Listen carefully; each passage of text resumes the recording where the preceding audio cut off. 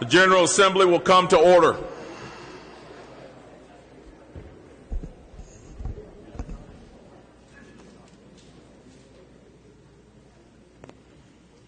The Sergeant-at-Arms of the House is recognized. Mr. President, I have the honor to announce the presence of His Excellency, the Governor of the State of North Carolina, the Honorable Roy Cooper. The Sergeant-at-Arms of the House and the Senate will admit the Chief Executive, who is invited to the well of the House.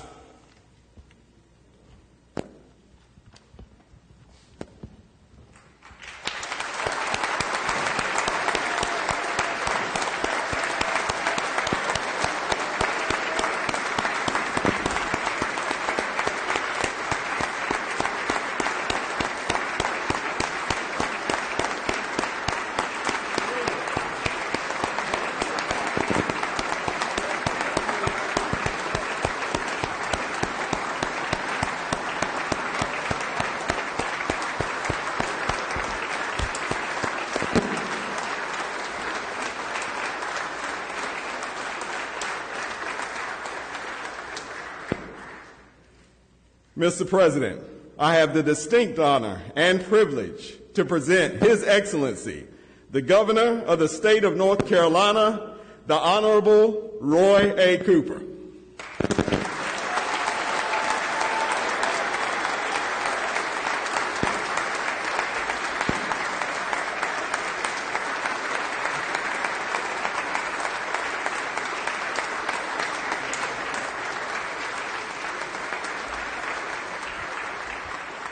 Thank you, guys.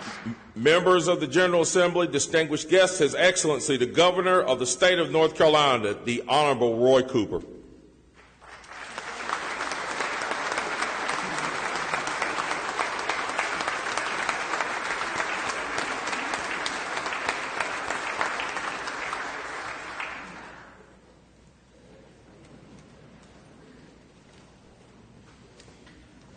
Mr. President Pro Tem, Mr. Speaker, members of the General Assembly, Council of State, Mr. Chief Justice and members of the Supreme Court, members of the Court of Appeals, Cabinet Secretaries, and to my family, my amazing wife, Kristen, and our 3 wonderful daughters who are with us in spirit and watching via PBS North Carolina TV. Good evening. I am honored to be with you tonight. We gather after a year we could not have imagined. And now we look to a future that can be even better than we imagined.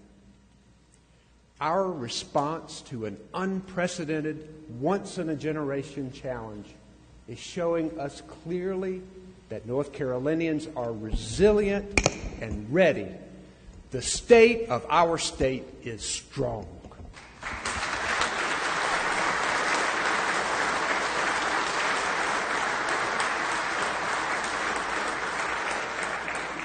And that's because the character of our communities is even stronger. We've shown we are compassionate. Amid a year of suffering and loss, North Carolinians have never stopped showing up for each other. Our healthcare workers have sacrificed their own safety to save lives. Neighbors have delivered meals. Families have found new ways to stay connected. Songs from grandchildren have poured through nursing home windows. Educators have engaged and nurtured their students even through the computer screen. There are endless examples of kindness and strength that we have shown each other. We've lost a lot this year. Painfully, the 12,560 North Carolinians who died with COVID-19, from parents and children to favorite teachers, community volunteers, and many more. Their lives have forever enriched ours, and we will carry them with us always. And not only have we lost loved ones, we've also lost time to sickness. lost learning, lost jobs, lost peace of mind. One thing this pandemic laid bare is the inequities that were already here. The critical need to strengthen our public schools and require a sound basic education for all of our children as our Constitution mandates.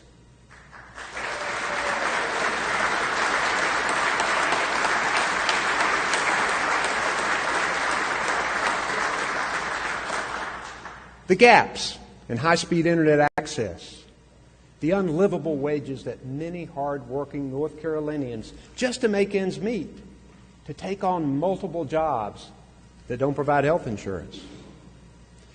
But if we can harness all that we have learned from our lost, we can boost opportunities for all North Carolinians.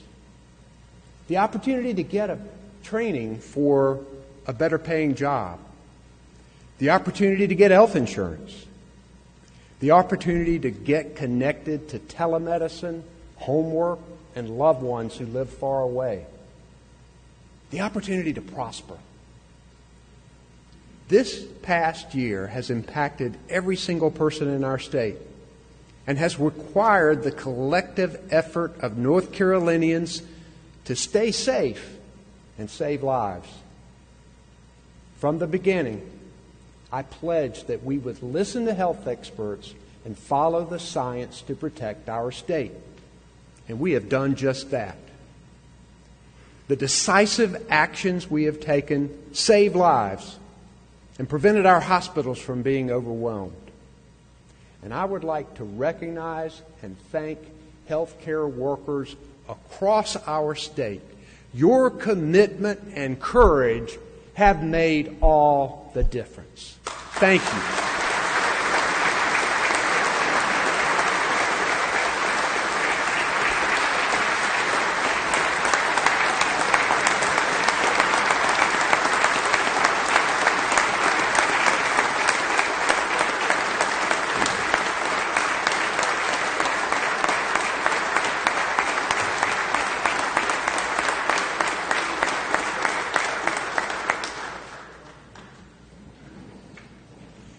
Our state's response to the pandemic has been strong, and every phase of it has required North Carolinians from Cherokee to Chowan to step up and do their part, including the people in this room tonight. Farmers, restaurant cooks, grocery store workers kept us fed. Educators, bus drivers, custodians, and cafeteria workers helped our children get meals, stay safe, and learn. Law enforcement, firefighters, EMTs kept us protected. Passionate, peaceful protesters of all stripes challenged us and reminded us the importance of protecting our freedom of speech. Faith leaders prayed for, helped, and comforted us. Scientists and researchers at our great universities helped discover and make vaccines and treatments. Moms, dads, grandparents, children, neighbors, friends, everyday people endured together and helped each other. You see, North Carolinians step up in times of crisis.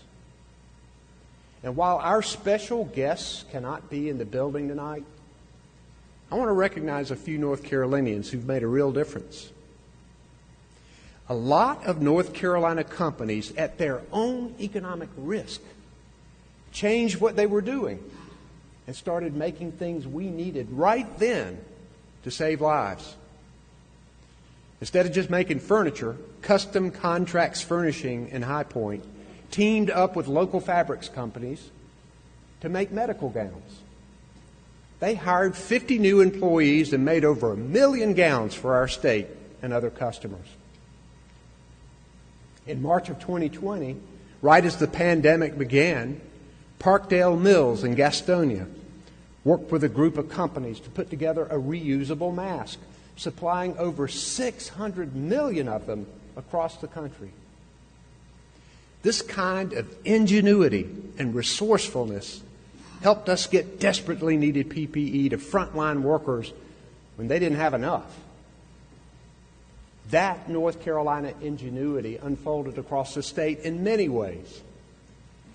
Felicia Young, a math teacher at Knox Middle School in Salisbury, knew remote learning would be a challenge. So she went the extra mile to make it fun. She produced videos with music, dance, and song that helped you with math even though you didn't want them to. She kept in such close contact with her students and families, she earned the nickname Mama Young. North Carolina National Guard Lieutenant Colonel David Walliser coordinated vaccine sites along with emergency management and state and local health officials across the state and helped organize the federally supported site in Greensboro. And he said, "No great achievement is achieved alone."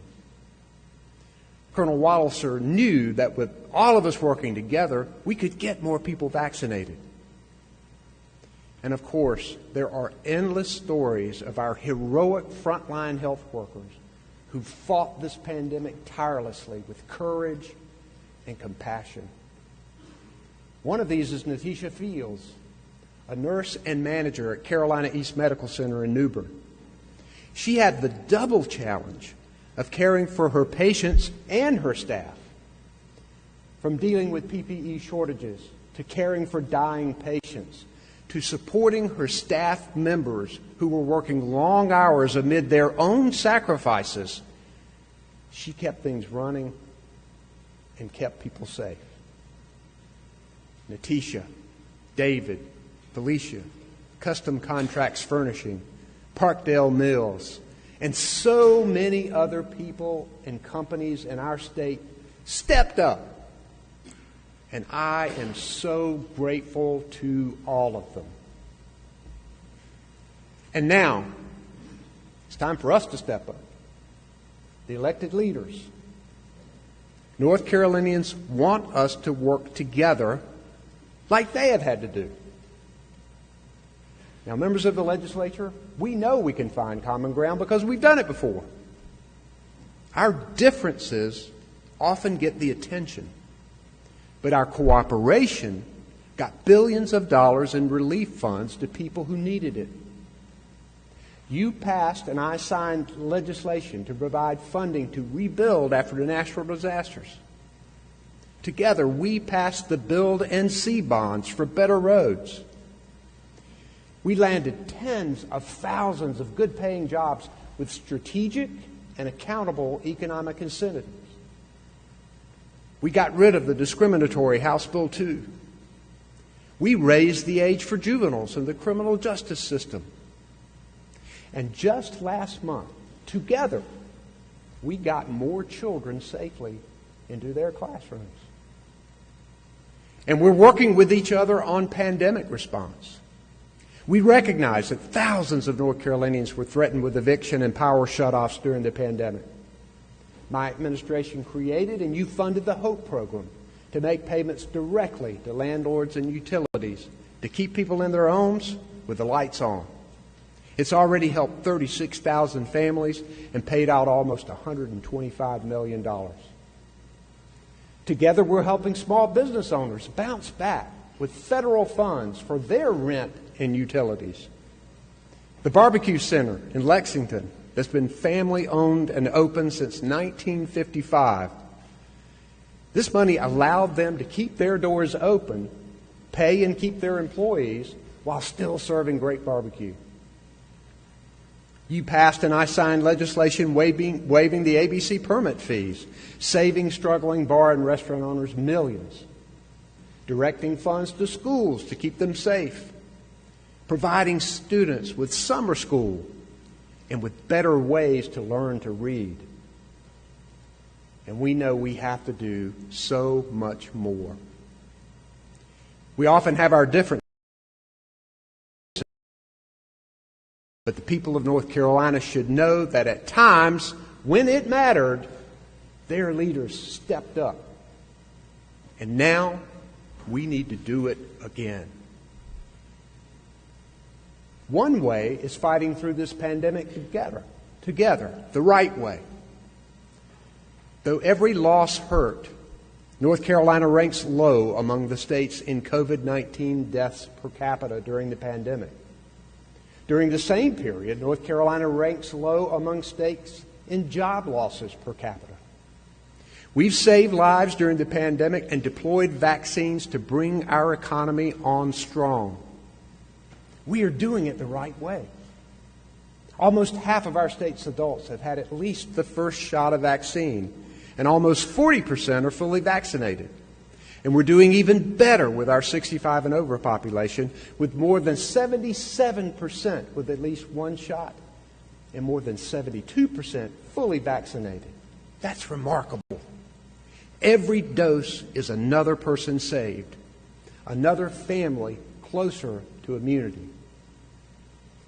Now think what more we can do if we keep working together. Our future success as a state depends on us getting health care to working people who don't have it. Several of you top legislators from both parties sat with Secretary of Health and Human Services Dr. Mandy Cohen and me on the North Carolina Council for Health Care coverage, and we unanimously agreed on a set of principles. Some were straightforward. Get more people covered with health insurance. Make people healthier. Use tax dollars wisely. Others were more complicated. Make health care more fair. Reach our rural areas. The opportunity to do all of these things is there if we expand Medicaid. And circumstances about Medicaid expansion have changed dramatically since we debated it in the last budget. First, even more federal dollars, our tax money, are available in unprecedented amounts for the last few states that have not expanded. That can make our rural hospitals thrive, provide mental health, and keep working people healthy. Second, this legislature's push to transition Medicaid to managed care is happening in about 2 months. And you have said that this will make Medicaid more efficient and save taxpayer money. Third, people who've lost their jobs and their employer-sponsored health insurance during this pandemic desperately need this help. We hear time and again from small businesses about the urgent need for Medicaid expansion. One business owner who's been fighting for it is Cassandra Brooks. She operates child care centers in Clayton and Garner. Her centers cared for the children of grocery store clerks, nurses, and other frontline workers who had to work in person all through this pandemic. Cassandra had a friend and a coworker die from a stroke when she could not afford treatment for her high blood pressure. She has seen people without health insurance get sick with COVID-19 and not be able to get the care they needed. 1 in 5 child care workers don't have health insurance. That's not right. Expanding Medicaid does all the things we agreed on in our bipartisan council meeting. It gets more people covered. It makes people healthier. It uses tax dollars wisely and reduces health care costs for businesses. It makes health care more fair. It reaches rural areas. Let's make a deal. Let's get this done.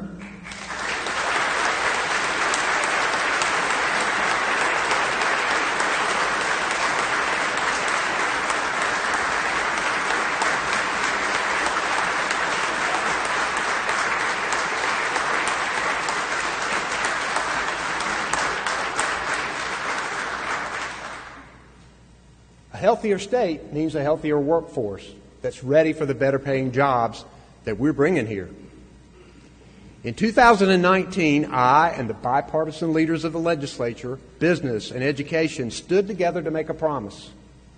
We pledged that in the next decade, 2 million more adult North Carolinians would have a degree or trade certification. Now we have the best chance to keep that promise. Today, we can join together to offer all North Carolinians who want to reach their full potential through higher education the chance to afford it. With our great community colleges, university system, and private colleges, we have the best training grounds in America. With the federal American Rescue Plan and state resources, we have the funding. With businesses already here and coming soon, we have the good-paying jobs. Now we need to put it all together to make education and training more affordable for everyone. Now, you might have heard today that a little technology company from California has decided to move here.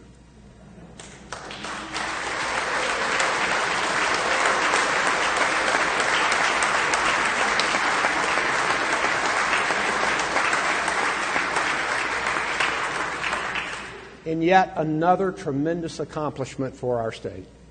Today, we stood together and announced that Apple had chosen North Carolina for its first new campus and engineering hub in the United States in more than 20 years.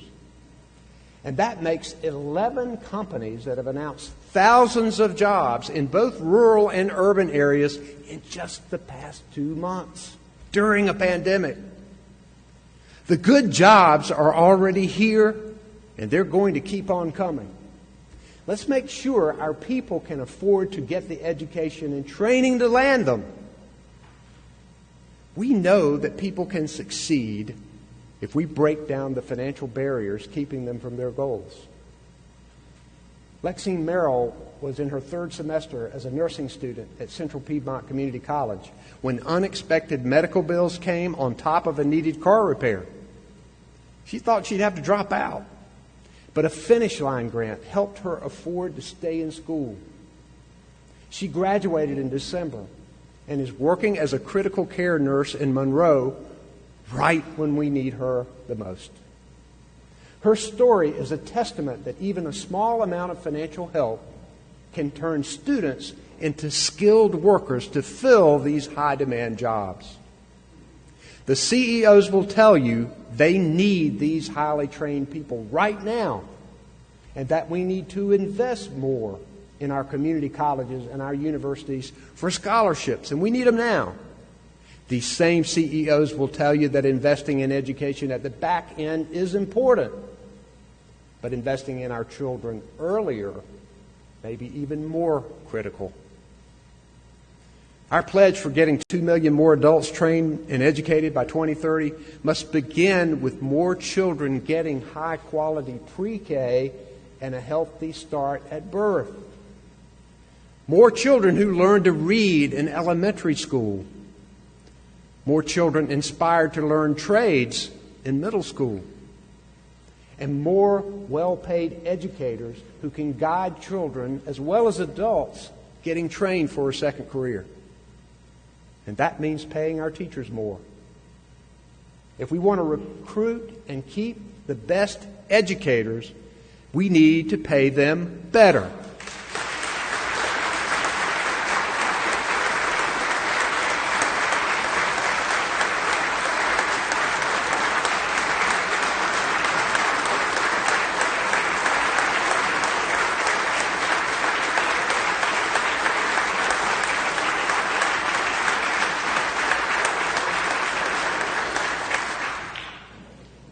Too many of our teachers are working multiple jobs, and it's still not enough.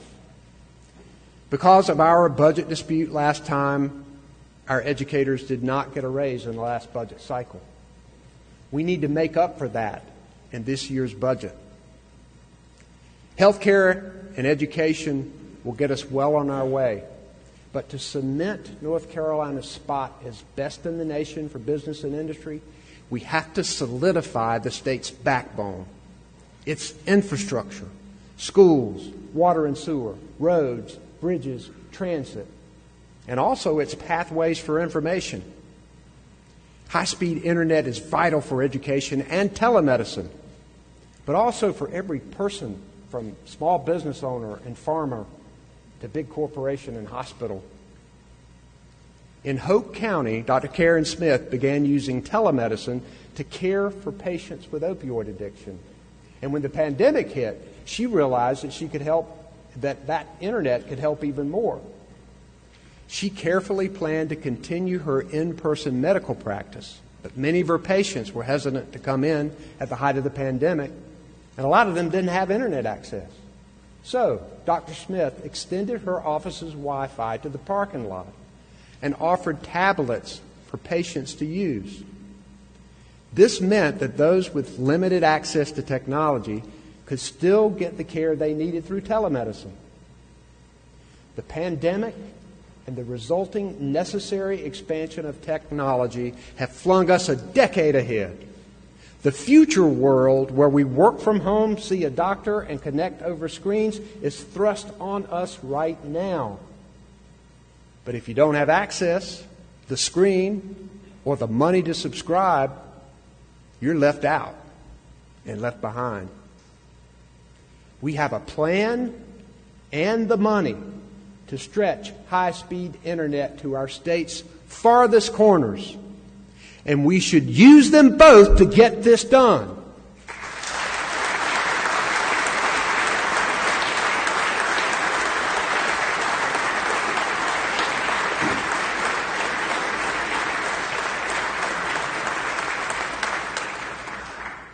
Let's boost businesses that were hardest hit by the pandemic with some direct help.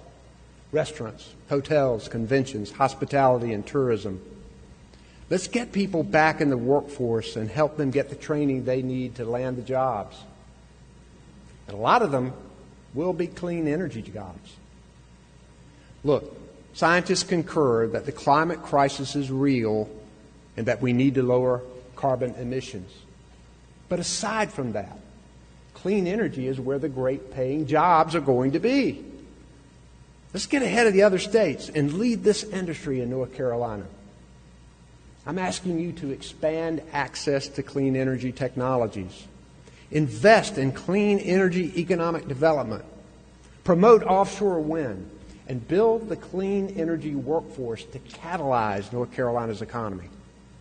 This industry is racing toward us with thousands of good-paying jobs that will strengthen our economy and our planet. We're already ahead in solar energy. And with new offshore wind and its lucrative supply chain, we can put money in North Carolina pockets.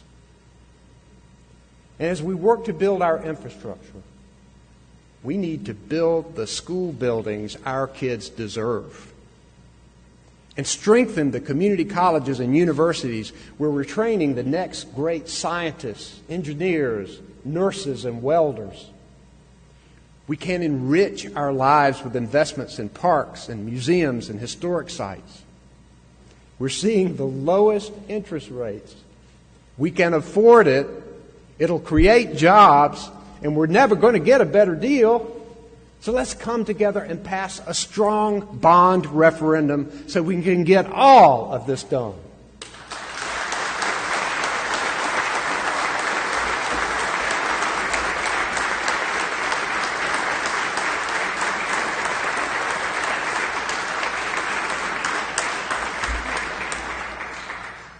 All of these important steps are needed to build a stronger and more prosperous future. But we can't succeed in the future without reckoning with our past and, unfortunately, our present. We must face head-on the stark reality of systemic racism and how it hurts people and leaves them behind. Who gets to see a doctor? Who gets hired for a job? Who gets charged with a crime?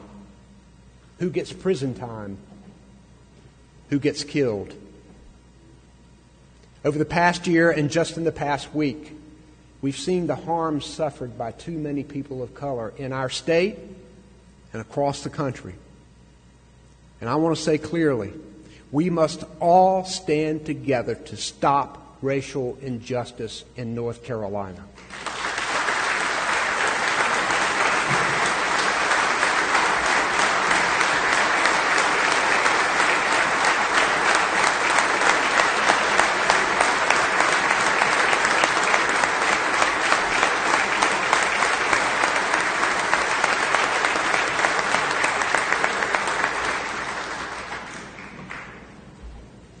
Everyone should have opportunity and everyone should be able to feel safe in their own homes and communities without fear of authority who should be there to protect them.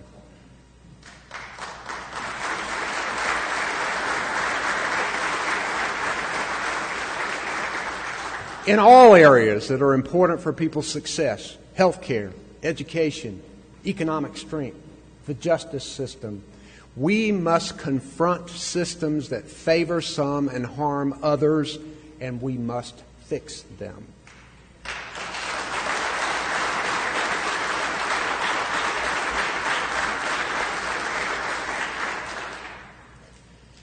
Fellow North Carolinians, today our state is operating under a budget that was enacted in 2018 because we couldn't agree on one last time.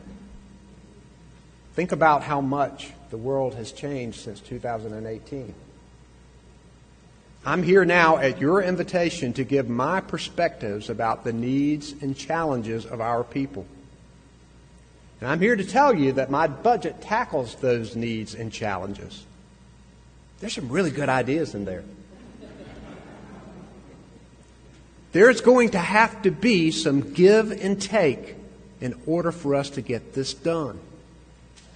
I don't want to have to veto the budget, and I will do my part to see that we have a budget, and I expect you to do yours.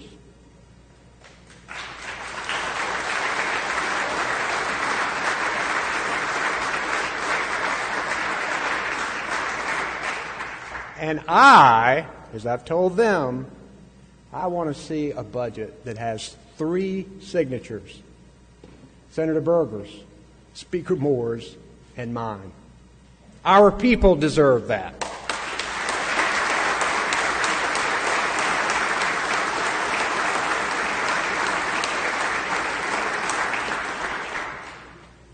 To the legislators in the room, we've agreed before. Let's find ways to do it again and keep moving our state forward. Let's agree to listen more to each other and act in good faith to get things done. We are already making progress on that.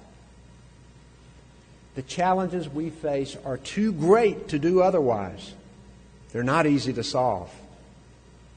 We have the opportunity and the unprecedented resources to face them head on, to get to the root of problems, to imagine and innovate rather than doubt and tolerate, to fight discrimination and promote justice and open doors even wider to diversity and equity.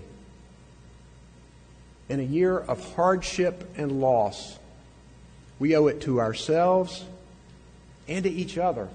And as leaders, we owe it to the people who elected us to build a state that is truly more educated, equitable, healthier, and prosperous.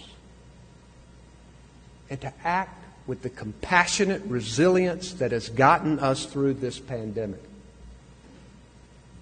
North Carolinians kept each other safe, taught each other, saved each other, mourned for and loved each other, prayed for each other.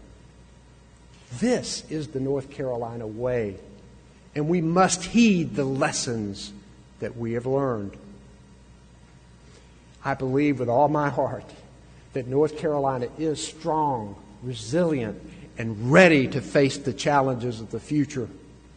I believe that we will rebuild from this pandemic to be even stronger than before. And I believe that we can roar into the future together, creating a shared recovery that ensures all of our best days lie ahead. I have never been prouder to call myself a North Carolinian. I have never had a stronger faith in God. I have never been more honored or more committed to serve all of you as your governor. And I have never been more certain that North Carolina's future is bright. Thank you. God bless all of you. God bless North Carolina, and God bless the United States of America. Thank you all very much.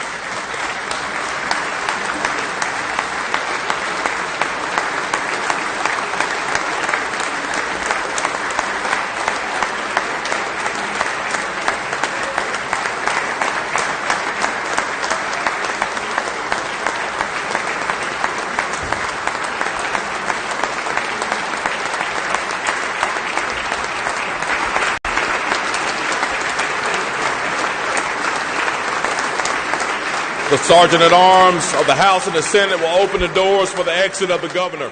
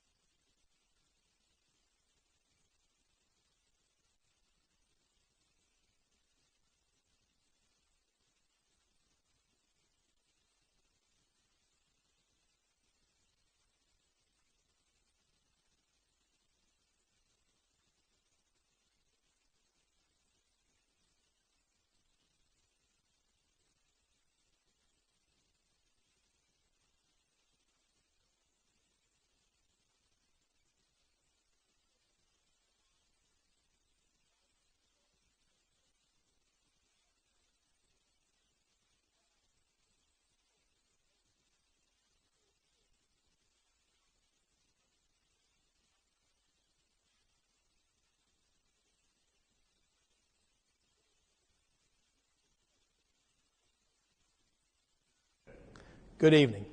I am Tim Moore, and it has been and continues to be one of the greatest honors of my life to represent the people of Cleveland County as a Republican in the North Carolina House of Representatives. I've also been blessed with the opportunity to serve as the Speaker of the House since 2015. You know, the great thing about serving in the House is that every person who calls our state home is represented here, from our bustling cities and metropolitan areas to our strong rural communities.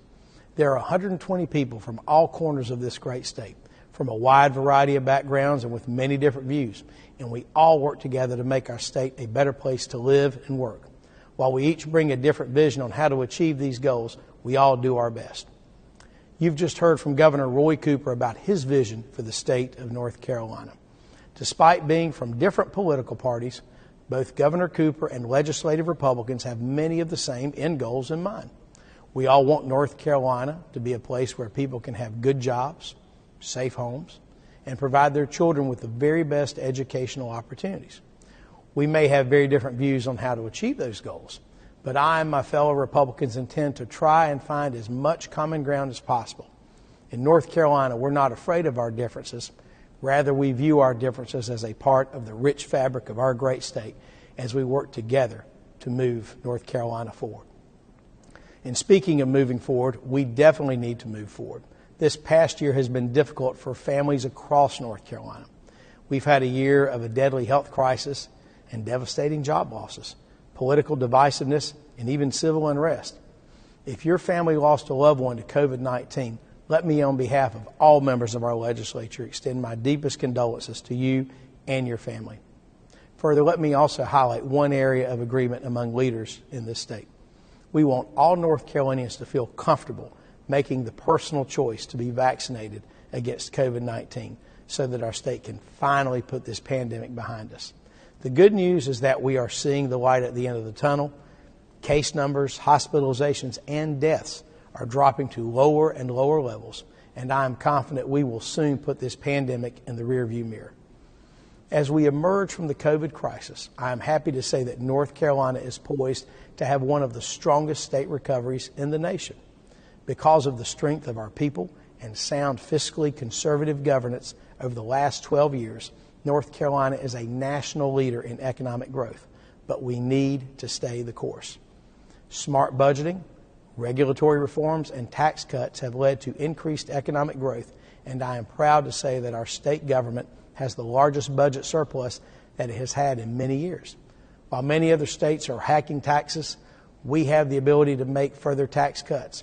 In fact, our strong economic climate is attracting major new employers, including a major announcement made just today that Apple Computer will be making North Carolina its East Coast hub and adding at least 3,000 high-paying jobs to the state. While we work together toward the same goals, there remain differences in our approaches. One major area of disagreement between the governor and Republicans is how to handle the good fortune of this major budget surplus.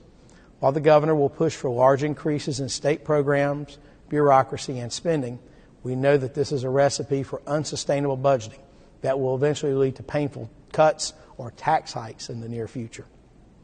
Instead, Republicans will push to make investments that help the working families and small businesses of this state.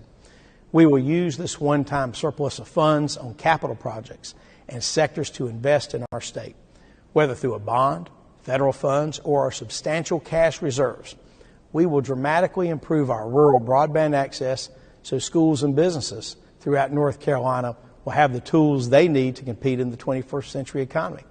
We'll also push to dramatically increase funding for water and sewer infrastructure so communities are not left behind.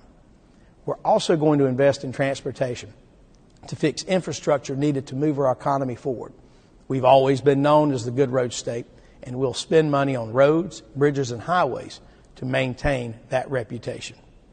We'll also invest one-time funds in assisting our children.